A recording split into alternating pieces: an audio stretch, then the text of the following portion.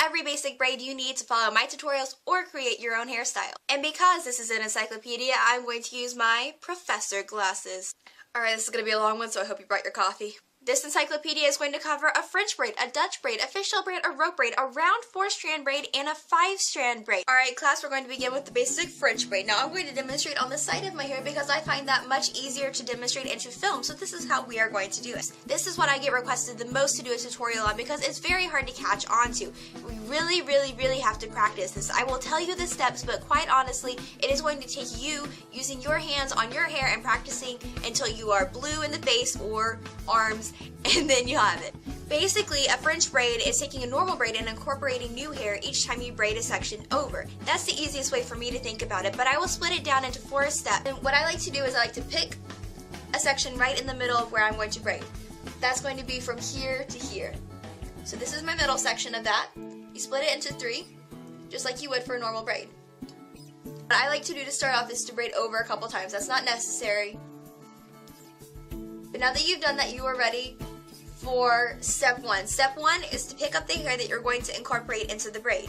Now you can choose to either pick a small section from the outside of the area that you're French braiding, which would look like this, or you can pick up an entire section of hair by sliding your finger along and picking up all the hair at that level, just like that. That's what I'm going to do for the purpose of this demonstration. Picking up the entire level of hair is going to give a smoother look to the braid. If you want a very piecey look, you can just pick small sections from the outside and braid them over.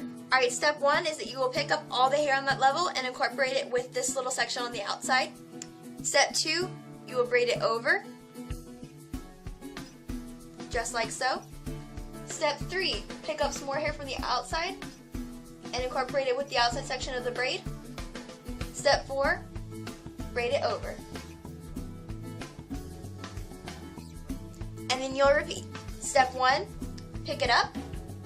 Step 2, braid it over. Step 3, pick up the hair. Step 4, braid it over. And continue those steps all the way down the section of hair that you're looking to braid. What's key when you're doing a French braid is to keep your hands as close to your head as possible. What I see a lot of people do is they braid really far away from their head, but they want the braid to be against their head. There's just no way to go from braiding all the way out here to having a braid that's nice and flush against your head. So you have to hold your hands there and hold very tightly. And this is the finished product. Now for the Dutch braid. A Dutch braid is basically the same thing as a French braid, except you're braiding in an opposite direction. When you are braiding with a French braid, your hair is braiding over, like so. Each time you put a new section into the braid, it goes over the other ones, just like I'm doing right now. Alright?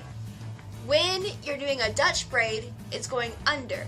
So instead of going like this, I'm going underneath. Each outside section goes under the one next to it. And that is how you're going to create the Dutch braid as opposed to a French braid. It's the exact same steps, the only thing that changes is the direction of braiding. So with that in mind, we start as we did with the French braid by picking up a small section right in the middle of the section you wish to braid. You split it into 3. And now, as with the French braid, your first step will be to incorporate hair. Now you can either incorporate it by choosing a small section from the outside, just like so, or by picking up an entire level or layer of hair, which is what I'm going to do for the purpose of this demonstration. So pick up your layer and incorporate it into the outside section of the braid. So this is step 1. Step 2, you're going to braid it under the section next to it. Step 3, pick up hair on the other side. Step 4, braid it under. Step 1, pick up the hair. Step 2, braid it under. Step 3, pick up the hair. Step 4, braid it under. And continue that throughout the section that you wish to Dutch braid. And now we will move on to the fishtail braid. The fishtail braid requires 2 sections of hair, like so. The basic premise is that you're going to switch little pieces of hair from one section to the other. This can be done in 4 steps. Step 1 is going to be to remove the small section of hair. Step 2 will be to transfer that section of hair to the other side. Small section of hair over to the other side. And small section of hair to the other side.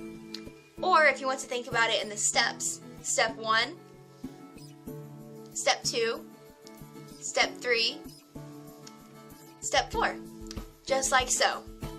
And you will repeat this all the way down. This can be one of the more time-consuming braids, but in the end, it looks pretty awesome. A good tip with a fishtail braid is to use very small sections when you braid over. That will accentuate the shape of the fishtail braid and help it to look much different than a normal braid. Another helpful tip is to choose pieces of hair from the outside of each section.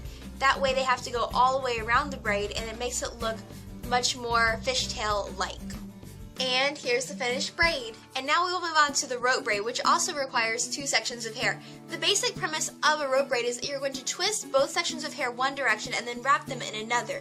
This can be done either by twisting all the way down the hair and then wrapping, or twisting as you wrap. I will demonstrate both methods. That didn't sound nerdy. I'll begin by showing you how to twist all the way down both sections and then wrap them. I'm going to twist each section away from my face and then I will wrap them towards my face.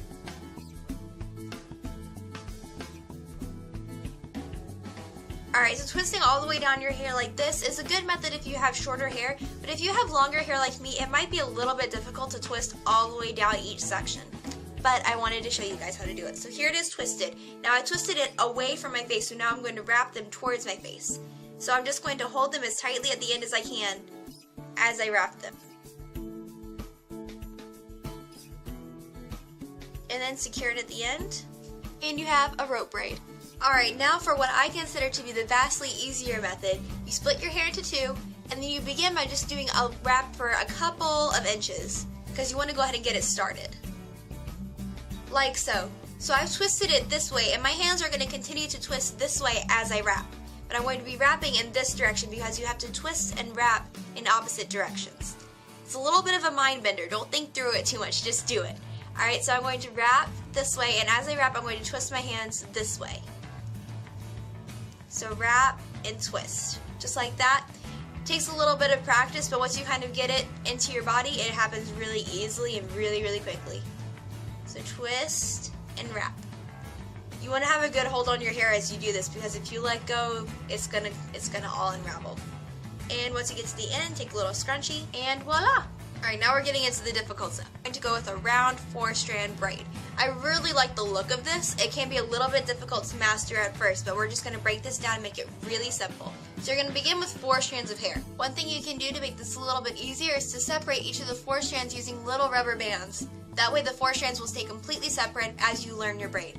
Obviously this is not something that you're going to want to do when you're actually doing the braid for a look, but if you're just wanting to practice, just to get a little bit of a feeling of it, this is going to be very helpful. Step 1 is going to be to take the very outside piece of hair, bring it underneath the 2 next to it, and put it next to this outside piece of hair.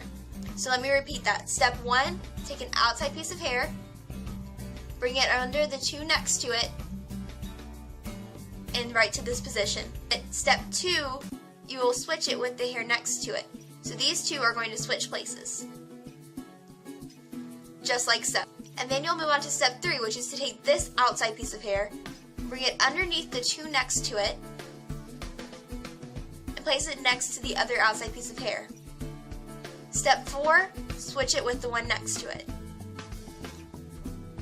Then you'll repeat from the beginning. Step 1, take the outside piece of hair and bring it underneath the 2 next to it. Step 2, switch the places. Step 3, take the other outside piece of hair underneath the 2 next to it. Step 4, braid it over. And then you continue. Step 1, take the outside piece of hair underneath the 2 next to it. Like so. Step 2, braid it over. Step 3, take this outside piece of hair underneath the 2 next to it. Step 4, switch it with the section next to it. And continue. And that is the end product.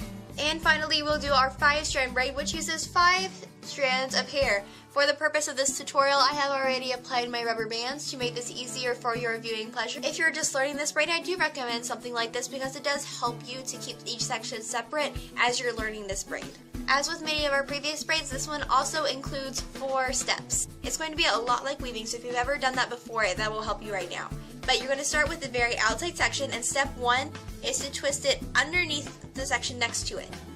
Step 2 is to go over the section next to that. So just think under, over, just like so. Step 3, you're going to go back to the other outside section, put it underneath the section next to it. Step 4, braid it under or over the section next to that. Step 1, underneath the section. Step 2, take that section right underneath the section next to that. Step 3, take this section under the section next to it. Step 4, over the section next to that. And you continue using those steps. Step 1, under the section next to it. Step 2, over the section next to that.